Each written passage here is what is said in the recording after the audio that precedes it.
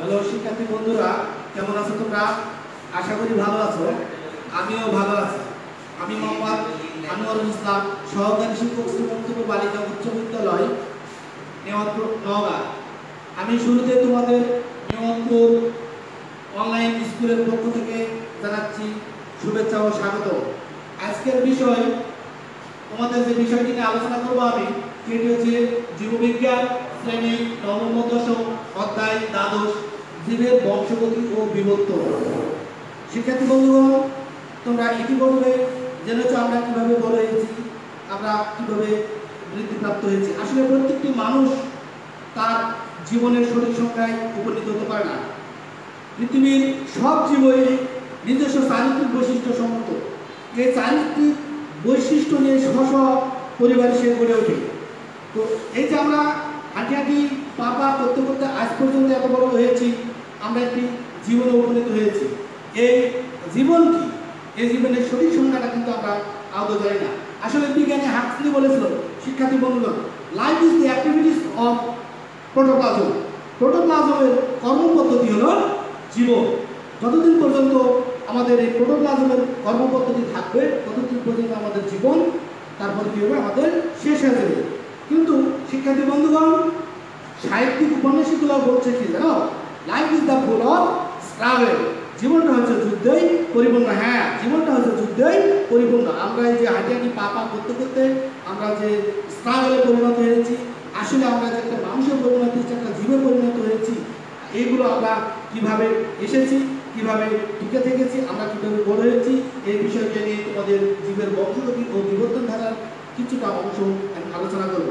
তো তোমাদেরকে আগে বলেছি যে পৃথিবীর সব জীব তার নিজস্ব চারিত্রিক বৈশিষ্ট্য মণ্ডিত। তার নিজ নিজ বৈশিষ্ট্য নিয়ে সে তার কী করে, পরিবেশে তাকে নিজেকে খাপ খেয়ে নেয় এবং পরিস্ফুট করে। ঠিক এই পৃথিবীর ক্ষেত্রে যে আমরা বড় হয়েছি, সবগুলো কিন্তু আমরা প্রাকৃতিক নিয়মে। যেমন মানুষ থেকে শুরু করে যতগুলো স্তন্যপ্রায়ী প্রাণী আছে, এই সবগুলোই কিন্তু আমাদের লিঙ্গ নির্ধারণ হয়। আর এই লিঙ্গ নির্ধারণ করতে গিয়ে কিন্তু আমাদের কি হয়, একটি আরেকটি বিপরীত লিঙ্গের প্রয়োজন হয়। যেমন তোমরা ছোটবেলায় দেখেছো, হাঁটি হাঁটি পা করতে করতে যখন ধান গাছ রোপণ করতে দেখেছো, তাহলে আমরা ধান গাছ থেকে কিছুদিন পর আবার কি দেখছি, ধান গাছই পাচ্ছি, তাই না বন্ধুরা? ধান গাছ পাচ্ছি। আবার দেখছি তাল গাছ রোপণ করে ওইখান থেকে আমরা দেখতেছি তাল গাছ থেকে আবার তাল গাছই হচ্ছে, কলা গাছ থেকে কলা গাছ হচ্ছে, মানুষ থেকে মানুষ হচ্ছে। এগুলো হচ্ছে কি, তোমার এই যে জীবের বংশগতি ও বিবর্তন। এখন জীবের বংশগতি কি, জীবের বংশগতি সম্পর্কে যদি আমরা আলোচনা করতে যাই, তাহলে আমাদের দাদা ছিল, দাদি ছিল, আমাদের বাবা ছিল, মা ছিল। তাহলে আমরা দাদা দাদি থেকে আমার বাবার যে প্রাপ্ত হয়েছে, তারপর আমার বাবার থেকে আমরা যে প্রাপ্ত হয়েছি, এইভাবে আমাদের ভবিষ্যৎ সন্তানদের চলে যাচ্ছে। এগুলো হচ্ছে কি, জীবের বংশগতি। জীবের বংশগতি। তাহলে জীবের বংশগতির ধারক ও বাহক যেমন কি হচ্ছে কি, জিন। জিন হচ্ছে জীবের বংশগতির ধারক ও বাহক। শিক্ষার্থী বন্ধুগণ, এই জীবের বংশগতি ধারক ও বাহক বহন করতে গিয়ে আমাদেরকে কিছু কিছু শারীরবৃত্তীয় কাজ করতে হয়। এই শারীরবৃত্তীয় কাজগুলোর মধ্যে আজকের যে বিষয়টা আমি তোমাদেরকে দেখাবো, সেটি হচ্ছে কি, একটি বিষয় মানুষের লিঙ্গ নির্ধারণ। দেখো শিক্ষার্থী বন্ধুগণ, এইখানে তোমাদেরকে এখানে দেখছি আমি মানুষের লিঙ্গ নির্ধারণ। আসলে আমরা মানুষের লিঙ্গ নির্ধারণগুলো কিভাবে করতে পারি? মানুষ থেকে প্রতিটি স্তন্যপ্রায়ী প্রাণীতে এই কোন পদ্ধতিতে, এই প্রকৃতিগতভাবে পদ্ধতিতে এই মানুষের লিঙ্গ নির্ধারণ করা হয়। মানুষের এই লিঙ্গ নির্ধারণ করতে গিয়ে শিক্ষার্থী বন্ধুগণ, একটি জিনিস অবশ্যই মনে রাখবে, মানব দেহে প্রায় কয় জোড়া? 23 জোড়া। 23 জোড়াতে থাকে অটোজোম থাকে। এই 23 জোড়ার মধ্যে কয় জোড়া? 23 জোড়া। তাহলে মানব দেহে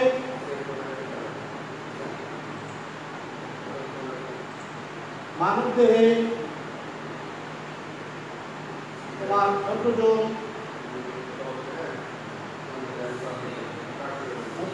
থাকে কয় জোড়া? 23 জোড়া। 23 জোড়া। এর মধ্যে তোমার 22 জোড়া হচ্ছে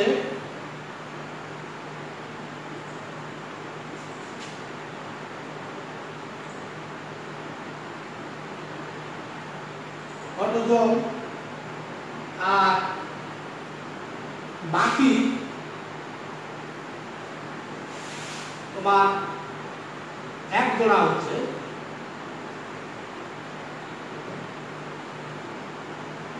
sex chromosome. Sex chromosome, sex chromosome. তাহলে আমাদের এই লিঙ্গ নির্ধারণের ক্ষেত্রে এসে দেখছি মানবদের যে অটোজোমের যে পাচ্ছি আমরা, তারা কয়টি পাচ্ছি? মানবদের এই ক্রোমোজোমের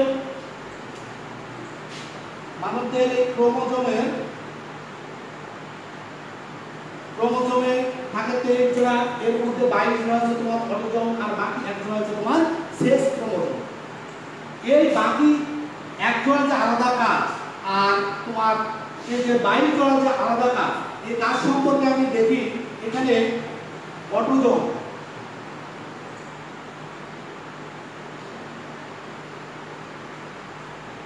অটোজোমের কাজ কি? অটোজোমের কাজ হচ্ছে শারীরবৃত্তীয় কাজ। এই শারীরবৃত্তীয় কাজ করতে গিয়ে তাকে কি করতে হবে? তার শারীরবৃত্তীয় কাজ, শরীরের গঠন, ভ্রূণ, রক্ত, মাংস, হাড়ি, চুল, নখ, এগুলো কি করবে? তৈরি করবে এই অটোজোম। আর 1 জোড়া যেটা তোমার 1 জোড়া, এই 1 জোড়াটা হচ্ছে তোমার সেক্স ক্রোমোজোম। সেক্স ক্রোমোজোম, এই সেক্স ক্রোমোজোম 1 জোড়াটা হচ্ছে তোমার কি? X, আর হচ্ছে Y। এই X Y এই দুটি দ্বারা আমরা করব কি? লিঙ্গ নির্ধারণ। তাহলে X Y দ্বারা আমরা করব লিঙ্গ নির্ধারণ। শিক্ষার্থী বন্ধুগণ, এবারে আমরা আসি কিভাবে আমরা লিঙ্গ নির্ধারণ করতে পারি। তার আগে তোমাদেরকে আমি একটি গল্প শোনাই। সেই গল্পটি হচ্ছে এইটি হচ্ছে রহিমের বাড়ি, আর এটি হচ্ছে করিমের বাড়ি। এটি হচ্ছে রহিমের বাড়ি, এটি হচ্ছে করিমের বাড়ি। রহিম আর করিমের বাড়িতে এইখানে তার আছে পেয়ারা গাছ। পেয়ারা, এইটা হচ্ছে আম গাছ।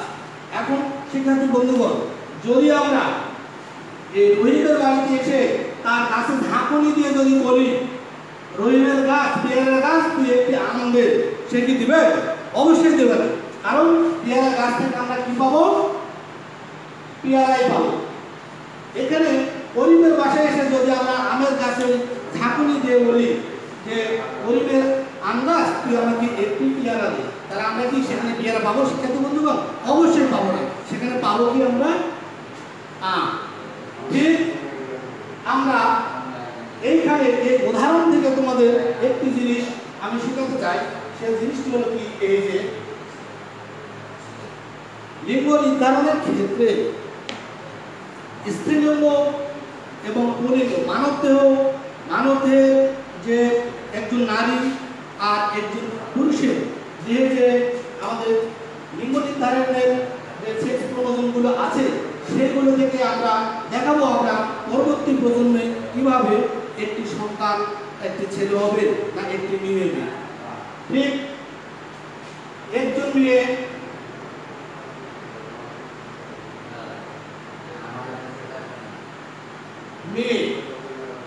একজন মেয়ে যখন তার ডিম্বাশয়ে ডিম্বকে তৈরি করবে, তখন তার সে কি করবে? ডিম্বাশয়ে যখন ডিম্ব তৈরি করতে যাবে, তার দেহে প্রাপ্ত কি আছে? একটি মেয়ে প্রাপ্ত XX দুইটি ক্রোমোজোম আছে। তাহলে তার দেহে প্রাপ্ত যে ডিম্ব তৈরি করতে যাবে, তার ডিম্বগুলি যে কোনো একটি X প্রাপ্ত হবে, আবার যে কোনো একটি কি প্রাপ্ত হবে? X প্রাপ্ত হবে। তাহলে আমরা ওই যে তোমাদের রহিমের বাড়িতে কি ছিল? পেয়ারা ছিল। ঠিক ধরে নেব একটি মেয়ের দেহে শুধুমাত্র দুইটি কি থাকবে? X আর X থাকবে। আমরা যদি বলি ওই মেয়ের কাছে যে তোমার কাছ থেকে এক্স ফল না দিয়ে তুমি এখান থেকে ওয়াই ফল দাও, তাহলে কি তার দ্বারা সম্ভব শিক্ষার্থী বন্ধুগণ? অবশ্যই সম্ভব নয়। তার মানে তার গাছে শুধু দুইটি কি ধরে থাকবে? পেয়ারাই ধরে থাকবে, অথবা তার গাছে কি থাকবে? দুইটি শুধু এক্স ধরে থাকবে। তার গাছে আমরা যদি ঝাঁকুনি দিই তাহলে আমরা সেখান থেকে এক্স পাবো, এখান থেকে আমরা ওয়াই পাবো না। অপরপক্ষে একজন পুরুষ অথবা ছেলে কি প্রাপ্ত? একটি হচ্ছে এক্স আর একটি হচ্ছে ওয়াই, এগুলো হচ্ছে সেক্স ক্রোমোজোম। ঠিক এই ক্ষেত্রে আসে যদি পুরুষের মেয়েদের ক্ষেত্রে ডিম্বাশয় আর পুরুষের ক্ষেত্রে শুক্রাশয়, তাহলে পুরুষের ক্ষেত্রে যদি আমরা এসে বলি যে এই গাছে এসে যদি আমরা ঝাঁকুনি দিই, রহিমের গাছ থেকে আমরা করিমের গাছে চলে এসেছি, করিমের গাছে এসে ঝাঁকুনি দিয়ে আমরা বলছি যেখানে আমি তোমার এখান থেকে শুধু আমি চাই, পেয়ারা আমি চাই না, তাহলে আমাদের আমও আছে পেয়ারা আছে, যে কোনো একটা আসতে পারে। শিক্ষার্থী বন্ধুগণ, সেই ক্ষেত্রে আমরা দেখব পুরুষের ক্ষেত্রে যখন আমাদের শুক্রাশয়ে শুক্রাণু সৃষ্টির সময় যে কোনো একটি এক্স প্রাপ্ত হবে আর বাকি অংশ শুক্রাণু তখন ওয়াই এর সাথে প্রাপ্ত হবে। এটা প্রাপ্ত হয়ে তারা জাইগোট সৃষ্টি করবে, সেটা এক্স আর এক্স এবং ওয়াই সঙ্গে পুরুষের ক্ষেত্রে। আর মেয়ের ক্ষেত্রে ডিম্বাণু যখন মিলিত হবে তখন অবশ্যই শিক্ষার্থী বন্ধু তখন একবার একটা এক্স এর সাথে প্রাপ্ত হবে, আবার আরেকটা এক্স এর সাথে প্রাপ্ত হবে। সেক্ষেত্রে ডিম্বক আর শুক্রাণু আমরা কিন্তু এখনো ছেলে মেয়ের ক্ষেত্রে পরবর্তী সন্তানের ক্ষেত্রে আমরা উপনীত হতে পারিনি। তাহলে শিক্ষার্থী বন্ধুগণ, আমরা এই ডিম্বক এবং শুক্রাশয় বা শুক্রাণু এই পর্যন্ত আমরা এখন এসেছি। এখন এইখানে একটি কথা না বললে নয়, গ্রাম অঞ্চলে প্রচলিত যে কথাগুলি ছিল, আগে একটি ছেলে হোক আর একটি মেয়ে হোক, মেয়েদেরকে দায়ী করা হতো। আসলে প্রকৃতপক্ষে আসলে একটি ছেলে সন্তান বা একটি মেয়ে সন্তান হওয়ার জন্য একটি মেয়ে দায়ী, সেই সম্পর্কে আমরা জানবো যে না একটি ছেলে দায়ী, কার ভূমিকা মুখ্য। আমরা শিক্ষার্থী বন্ধুগণ এখান থেকে সেই বিষয়টি একটু দেখে নেব। তোমাদেরকে আমি আগে বলেছি একজন মেয়ে একজন ছেলে, একজন মেয়ের দেহে শুধু থাকবে এক্স এক্স আর একজন ছেলের দেহে থাকবে এক্স ওয়াই। শিক্ষার্থী বন্ধুগণ, যদি আমরা ক্রোমোজোমগুলো দেখি তাহলে আমরা এইভাবে দেখতে পাবো। তোমাদের জীববিজ্ঞানের 265 পৃষ্ঠাতে দেখবে মানুষের লিঙ্গ নির্ধারণে 22 জোড়া অটোজোম তোমাদের কিভাবে দেওয়া আছে, আর এক জোড়া সেক্স ক্রোমোজোমের চিত্রগুলিও দেওয়া আছে। দেখবেন এই চিত্রগুলি দেখানোর একটি উদ্দেশ্য হলো এইভাবে দেখবে তোমাদের 22 জোড়া দেওয়া আছে। কিন্তু এই ক্ষেত্রে একটি তোমাদেরকে অবশ্যই লক্ষ্য রাখতে হবে, সেই লক্ষ্যটা কি, যে একজন ছেলে আর একজন মেয়ে যদি আমরা নৈমিত্তিক প্রশ্ন আকারে দেখাতে পারি তাহলে আমরা একটি ছেলে আর একটি মেয়ে বের করে নিতে পারি কিছু সময়ের জন্য। সেটি হলো কি, আসলে এক্স ক্রোমোজোমগুলি একটু লম্বা এবং রডের মতো, আর যে ওয়াই ক্রোমোজোমগুলি যেটা আমরা দেখতে পাচ্ছি সেক্স ক্রোমোজোমগুলি সেগুলো হচ্ছে কিছুটা হলো ছোট। তাহলে শিক্ষার্থী বন্ধুরা এইখানে আমরা অবশ্যই এখান থেকে যদি বলি এগুলো কি, তাহলে আমরা এগুলো বলতে পারি x x x x x x x x x x. তাহলে এইখানে যদি আমি এই ঘরের মধ্যে থেকে শিক্ষার্থী বন্ধুরা তোমাদেরকে বলি, তোমরা নিঃসন্দেহে বলতে পারবে এটি হচ্ছে এক্স, এটি হচ্ছে ওয়াই। তার কারণ এক্স ওয়াই তোমার সেক্স ক্রোমোজোমের মধ্যে যে দুটি এক্স এবং ওয়াই, এই দুটির মধ্যে অবশ্যই এক্সটা একটু বড়, ওয়াইটা একটু ছোট। সেক্ষেত্রে আমরা এখানে বলে দিতে পারি যে এইটা হচ্ছে পুরুষ। এখন ওই যে তোমাদের যে গল্পটা আমি শোনালাম রহিম এবং করিমের বাড়ি, ঠিক একজন ছেলে একজন মেয়ে দেহ থেকে প্রাপ্ত আমরা যেগুলো পাবো পরবর্তী বংশ অনুক্রমে আমাদের যেটি লব্ধ হবো সেই সম্পর্কে আমি একটু জানতে চাচ্ছি। এইখানে দেখো একটি মেয়েতে সার্বক্ষণিক যে সেক্স ক্রোমোজোমটি বিদ্যমান রয়েছে সেটি কি শিক্ষার্থী বন্ধু? X x. আমরা যদি বলি সারা দিনের জন্য তাকে ঝাঁকুনি দিয়ে যদি বলি যে এক্স এক্স এর গাছ তুই এখান থেকে আমাকে একটা আপেল দে, কখনোই আমরা তার কাছে আপেল পেতে পারি না। কি পাবো আমরা এখন থেকে x পাবো। হ্যাঁ, অপরপক্ষে এই দিকে আমরা লক্ষ্য করে দেখি অপরপক্ষে ছেলে তার কাছে কিন্তু দুটি উপায় থেকেই যায়। সেখান থেকে আমরা পেয়ারাও পেতে পারি, আপেলও পেতে পারি। শিক্ষার্থী বন্ধুগণ, সেই ক্ষেত্রে আমরা যদি দেখি এখান থেকে আমরা কি প্রাপ্ত হচ্ছি, আমরা যদি এখান থেকে মেয়ের দেহ থেকে যদি আমরা x প্রাপ্ত হই এবং ছেলের দেহ থেকে আমরা x প্রাপ্ত হই, তাহলে আমরা এখানে কি পেলাম? শিক্ষার্থী বন্ধুগুলো অবশ্যই তোমরা যে লক্ষ্য করছো এখানে আমরা পাচ্ছি কি x x। তাহলে তোমাদেরকে আগে বলে দিয়েছি আমি ছেলের মেয়ের দেহ কি মেয়ে x x, ছেলে ছেলে কি x y। শিক্ষার্থী বন্ধুগণ লক্ষ্য রাখো, তাহলে আমাদের এখানে কি হবে? এখানে আমাদের তৈরি হবে সেটি মেয়ে। এবারে শিক্ষার্থী বন্ধুগণ এখান থেকে x প্রাপ্ত, এখান থেকে y প্রাপ্ত, এই ঘরে আমরা এসে পেলাম কি? একটু পেলাম x আর একটু হচ্ছে y। তাহলে x আর y, তাহলে x y যদি প্রাপ্ত হয় তাহলে আমরা কি পাচ্ছি? শিক্ষার্থী বন্ধুগণ সেখানে হচ্ছে কি ছেলে। অবশ্যই লক্ষ্য রাখবে তোমরা, ধারণ ক্ষমতা আমার যা, আমি তার বাইরে কিন্তু চেয়ে পাচ্ছি না। আর পূর্বেই তোমাদেরকে বলে দিয়েছি এখানে দুইটি গাড়ি ছিল, একটি গাড়ির নাম ছিল কি? একটি গাড়ির নাম ছিল ডিম্বাণু, একটি গাড়ির নাম ছিল ডিম্বাণু। এই ডিম্বাণু আরেকটি গাড়ি ছিল, এই আরেকটি গাড়ির পরিবহন গাড়িটি ছিল কি? শুক্রাণু। শুক্রাণু এই ডিম্বাণু তার ডিম্বকালে x এবং x, শুক্রাণু আর শুক্রাণু সৃষ্টির কালে বা জাইগোট সৃষ্টির কালে x y। তার এই ডিম্বাণুগুলো একটি কি করবে? x এর সাথে প্রাপ্ত হবে, আবার আরেকটি x এর সাথে প্রাপ্ত হবে। শুক্রাণুর সময় কি হবে? অর্ধেকটা হবে x এর সাথে, বাকি অর্ধেকটা হবে তার সঙ্গে y এর সঙ্গে। এইভাবে মিলিত হয়ে তারা কি করবে? ডিম্বক বা জাইগোট তৈরি করবে। ডিম্বক বা জাইগোট তৈরি করার পরবর্তীতে এই যে এগুলো আসবে, যেগুলো আমরা বড় হয়েছি, মানুষ হয়েছি, এগুলো সম্পূর্ণটা কি হয়েছে? কোষের বিভাজনের ফলে। শিক্ষার্থী বন্ধুগণ আমরা, তোমরা, আমাদের দাদা দাদিরা, মা বাবা, ভাই বোনেরা কোন প্রক্রিয়া করে হয়েছি? সম্পূর্ণটাই আমরা মিয়োসিস প্রক্রিয়া করে হয়েছি। এটি তোমাদের এমসিকিউ প্রশ্নতে বেশিরভাগই আসে যে মানব জাতি আসলে কোন প্রক্রিয়ায় কোষ বিভাজন ঘটেছে, তাহলে আমরা সেখানে বলবো কি? মিয়োসিস প্রক্রিয়ায়। তাহলে আমরা এখানে দেখতে পাচ্ছি একজন মেয়ের প্রাপ্ত তার ধারণ ক্ষমতা ছিল কি? x আর x। একজন ছেলের দেহ ধারণ ক্ষমতা ছিল শিক্ষার্থী বন্ধুগণ x আর y। যখন আমরা মেয়ের দেহ থেকে প্রাপ্ত x, একটি ছেলের দেহ থেকে প্রাপ্ত x, x আর x যখন আমরা মিলিত অবস্থায় দেখতে পাচ্ছি, সেখানে তৈরি হচ্ছে আমাদের কি? মেয়ে। আবার দেখতে পাচ্ছি যে মেয়ের দেহ থেকে আবার কি আসতেছে? আবার x আসতেছে, কারণ তার x ছাড়া কোনো উপায় নেই। আবার ছেলে দেহ থেকে আসতেছে, তাহলে কি? y। আর মেয়ের দেহ থেকে আসতেছে x, তাহলে x আর y। তাহলে এখানে হয়ে যাচ্ছে কি? ছেলে। তাহলে আমরা পরবর্তীতে অবশ্যই একজন ছেলে আর একজন মেয়ে কিভাবে নির্ধারিত হবে সেই বিষয়টি আমরা একটু দেখে নেব।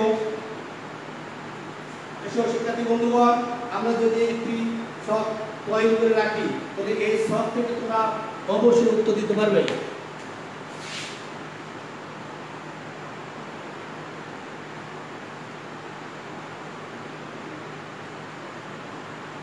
এখানে যে ছকটি আমি তৈরি করছি সেইখানে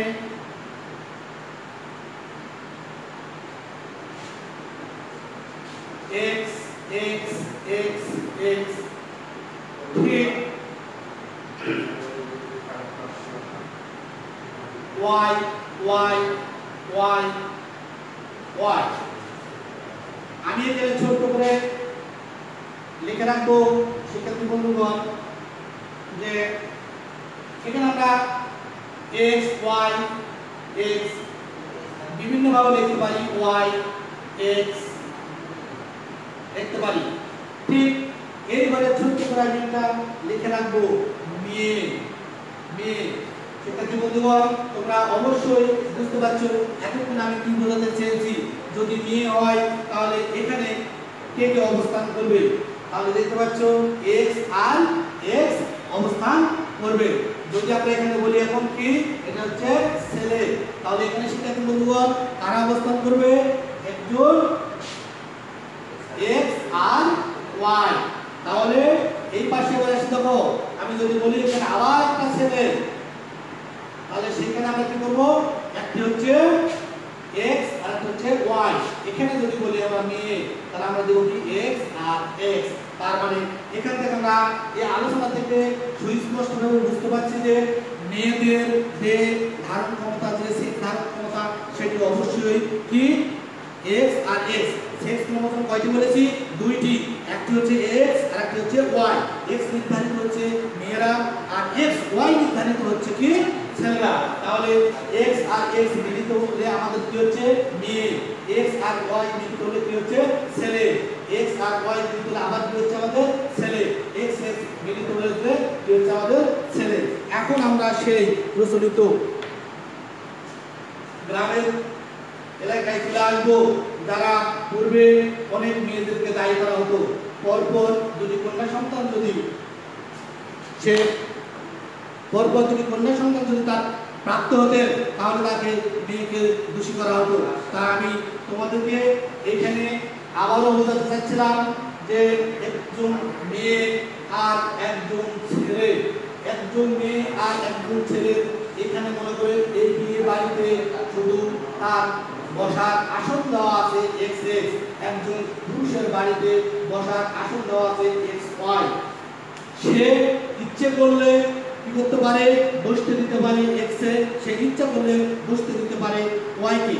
কিন্তু শিক্ষার্থী বন্ধুগণ, যদি বলা হয় এখানে মনে করে না যে এই বাসাতেও আত্মীয় আসছে, এই বাসাতেও আত্মীয় আসছে, এই বাসার বসার যে ধারণ ক্ষমতা শুধু তার একটি মনে করে ছোট্ট একটা পিঁড়ি, ছোট্ট একটা পিঁড়ি ছাড়া সে বসতে দিতে পারবে না। আর এখানে তার ছোট্ট একটা পিঁড়িও আছে এবং একটা চেয়ারও আছে।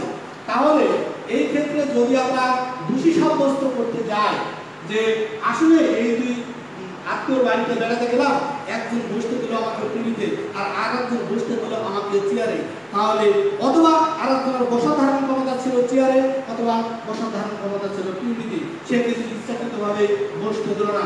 তাহলে আমরা দেব যদি a x R a x মিলে মনে করো ছোট্ট একটা পিঁড়ি, আবার a x R a x মিলে মনে করো যে ছোট্ট মা এটা কি বড় চেয়ার, তাহলে সে ইচ্ছা করলে কি করলো, পিঁড়ি আর চেয়ার মিলিত করে তাকে চেয়ারে বসতে দিল, আর যদি ইচ্ছা করে সে পিঁড়ি আর পিঁড়ি মিলে সে পিঁড়িতে বসতে দিল, তার কার ইচ্ছার বিরুদ্ধে। কারণ এই ঘরের মধ্যে ছিল তার একটি মাত্র বসার কি ছিল, পিঁড়ি ছিল, কিন্তু এর পিঁড়িও ছিল, চেয়ার ছিল, কিন্তু ইচ্ছাকৃতভাবে সে কিন্তু দিল না। তাহলে এখান থেকে আমরা কাকে বলতে পারি, এই মেয়েকে কি দোষারোপ করতে পারি, কখনো এই মেয়েকে দোষারোপ করতে পারি না। কারণ তাদের আল্লাহ নির্ধারিত পূর্ব নির্ধারিত যে বিষয়টি দেওয়া ছিল সেটি ছিল x আর x, আর এর দেওয়া ছিল তোমার x আর y। কিন্তু প্রকৃতিগতভাবে সে কি করতে পারলো না, সে এই x থেকে প্রাপ্ত হলো, এই x আর এই প্রাপ্ত যখন হয়ে গেল তখন সে মেয়ে। তার মানে এখানে হলো মেয়ে, আমরা এইখানে ঝাঁকুনি দিয়ে কখনোই আমরা x ছাড়া অন্য কোনো উপাদান পাবো না। আবার আমরা কি বললাম, এখানে আবার ঝাঁকুনি, আবার x ছাড়া উপাদান পাবো না, এখান থেকে y আসলো, এখান থেকে সে কি করলো, ছেলে হলো। আচ্ছা, সে যতবার ঝাঁকুনি দাও, যতবার এই গাছকে ঝাঁকুনি দাও, ততবারই সে কি আসবে, x আসবে। এখান থেকে যদি আবার ঝাঁকুনি এখানে x আসে, তাহলে সেই ক্ষেত্রে হয়ে যাবে মেয়ে। তাহলে আমরা এই চিত্রের আলোকে দেখতে পারি যে ছেলে অথবা মেয়ে হওয়ার জন্য মায়ের কোনো মুখ্য ভূমিকা নেই। শিক্ষার্থী বন্ধুগণ, এখান থেকে এই চিত্র থেকে তোমরা সুস্পষ্টভাবে প্রতীয়মান হয়েছে যে মা এবং বাবার কর্তৃত্ব প্রাপ্ত সন্তান, যে সন্তানের জন্য দায়ী আমরা মাকে কখনো করতে পারবো না, কারণ ছেলে বা মেয়ে হওয়ার জন্য মায়ের কোনো ভূমিকা নেই। এখানে আমরা ছেলে বা মেয়ে হওয়ার জন্য বাবার ভূমিকাকে মুখ্য, কারণ এখান থেকে বাবা থেকে প্রাপ্ত যে সেক্স ক্রোমোজোমগুলি একটি হচ্ছে এক্স আর একটা হচ্ছে ওয়াই, এগুলো তার দেওয়া সাংখ্যমাত্রার উপরে নির্ভর করবে একটি ছেলে আর একটি মেয়ে। তাহলে আমরা অবশ্যই একটি নারীকে, একটি মাকে কখনোই বলবো না যে একটি ছেলে এবং একটি মেয়ে হওয়ার জন্য ওই মাই দায়ী। কি শিক্ষার্থী বন্ধুগণ, বুঝতে পেরেছো? তাহলে আমার একটা প্রশ্ন তোমাদেরকে, যে আমি একটি প্রশ্ন ছেড়ে দিই, সে প্রশ্নটি হলো কি, বংশগতি কি? তাহলে বিবর্তনটা কি? এই বংশগতি কি আর বিবর্তনটি কি আমি শুরুতে তোমাদের আলোচনা করেছিলাম। আসলে মানুষ হলো প্রকট বৈশিষ্ট্য সম্পন্ন যে মানুষ তার নিজস্ব পরিবেশে নিজে নিজে খাপ খেয়ে যে বড় হয়, সেটা হচ্ছে তার অভিযোজন। তার মানে আমার দাদা যা ছিল আমার সেখান থেকে আমরা প্রাপ্ত হয়েছি বাবা, আমার বাবার কাছে যা ছিল সেখান থেকে প্রাপ্ত হয়েছি আমরা, আমাদের কাছে যা আছে আমাদের থেকে প্রাপ্ত হবে আমাদের সন্তানাদি। তাহলে বিবর্তনের ধারা কিভাবে আসছে? মানুষ আগে কি ছিল? অসভ্য ছিল। অসভ্য থেকে কি হলো? মানুষ সভ্য হলো। সভ্য থেকে কি হলো? মানুষ পোশাক পরিধান করতে শিখলো, তারপরে সভ্য সমাজ আসলো। এইভাবে আমরা বিবর্তনের মধ্যে চলে এসেছি। তাহলে জীবের বংশগতি ও বিবর্তন এবং মানুষের লিঙ্গ নির্ধারণ নিয়ে আমি তোমাদেরকে আলোচনা করেছি। শিক্ষার্থী বন্ধুগণ, যদি তোমরা এই যে ছেলে সন্তান এবং মেয়ে সন্তান হওয়ার জন্য কাকে দায়ী করবে, এই বিষয়টা নিয়ে যদি তোমাদের মাথার মধ্যে থেকে যায়, তাহলে তোমরা আমার এই তোমাদের দেখানো এই শখের মাধ্যমে আবারও তোমাদের মস্তিষ্কের মধ্যে একটু গেঁথে রাখো। তোমাদেরকে বলেছিলাম এটি হলো রহিমের বাড়ি, এটি হচ্ছে করিমের বাড়ি। বাড়িতে শুধুই কি বলেছিলাম? পেয়ারা, শুধুই পেয়ারার গাছ, পেয়ারা। আর করিমের বাড়িতে বলেছিলাম আম। এখন যদি তোমাদেরকে বলি যে করিমের বাড়িতে আম এবং জাম দুটি গাছই আছে, তাহলে অথবা যদি বলি এখানে আম এবং পেয়ারা দুটি গাছই আছে, সেই ক্ষেত্রে আমরা দেখব যে আসলে আমরা আগে বলে দিয়েছি যে এই বাড়ির পেয়ারা ওই বাড়ির পেয়ারা, এরাই শুধু যেহেতু মেয়ে মানুষ সেহেতু এক আলাদা হয়ে তারা বসবে। এখন যদি বলি এই বাড়ির পেয়ারা আর এই বাড়ির আম যদি মিলিত হয় তাহলে অবশ্যই তারা আলাদা হবে। তাহলে এই বাড়ির পেয়ারা আর এই বাড়ির পেয়ারা যদি পেয়ারা আমাদের মিলে যায়, সেখানে আমাদের পদে সাংকেতিক চিহ্ন আমি বলেছিলাম এক্স এ, সেখানে মিলে যাবে নিয়ে। আর এই বাড়ির পেয়ারা আর এই বাড়ির পেয়ারা যদি মিলিত হয়, সেখানে আমরা দেখতে পাচ্ছি দুটি সেক্স ক্রোমোজোমের আলাদা বিষয়, একটি হচ্ছে এক্স আর একটি হচ্ছে ওয়াই। শিক্ষার্থী বন্ধুগণ, সেখানে আমরা পাচ্ছি একটি হলো পেয়ারা, একটি হলো আম। এখানে আমরা পেয়ে যাচ্ছি এটাকে ছেলে। আশা করি তোমরা বুঝতে পেরেছো কিভাবে আমাদের ভবিষ্যৎ প্রজন্মগুলি একটি ছেলে অথবা একটি মেয়ে কিভাবে, এবং আমাদের দেহ থেকে প্রাপ্ত এবং ছেলে এবং মেয়েদের দেহ থেকে প্রাপ্ত সন্তানগুলো কিভাবে এক্স প্রাপ্ত হয়, কিভাবে ওয়াই প্রাপ্ত হয়, কিভাবে এক্স প্রাপ্ত হয়, কিভাবে ছেলে হলো, কিভাবে মেয়ে হলো। আশা করি তোমরা বুঝতে পেরেছো। এরপর থেকে অবশ্যই আমরা কি করবো? নারীদেরকে মেয়েদেরকে দোষ দেবো না। শিক্ষার্থী বন্ধুগণ, অবশ্যই তোমরা এই প্রশ্নের আলোকে একটি প্রশ্ন তৈরি করে নিয়ে আসবে যে ছেলে বা মেয়ে হওয়ার জন্য বাবার ভূমিকায় মুখ্য। ছেলে বা মেয়ে সন্তান হওয়ার জন্য বাবার ভূমিকায় মুখ্য। এই বিষয়টি বাবার ভূমিকা পালন করে এটি সম্পর্কে তোমরা সুন্দর করে লিখে নিয়ে এসো। আশা করি তোমরা ক্লাসটি বুঝতে পেরেছো। ভালো থেকো, সুস্থ থাকো, সুন্দর জীবন যাপন করো, ঘরে থেকো, নিরাপদে থেকো, এই আশায় ব্যক্ত রেখে হেমাদপুর অনলাইন স্কুল এর পক্ষ থেকে আবার তোমাদেরকে শুভেচ্ছা স্বাগত জানিয়ে আজকের ক্লাসটা শেষ করছি। খোদা হাফেজ।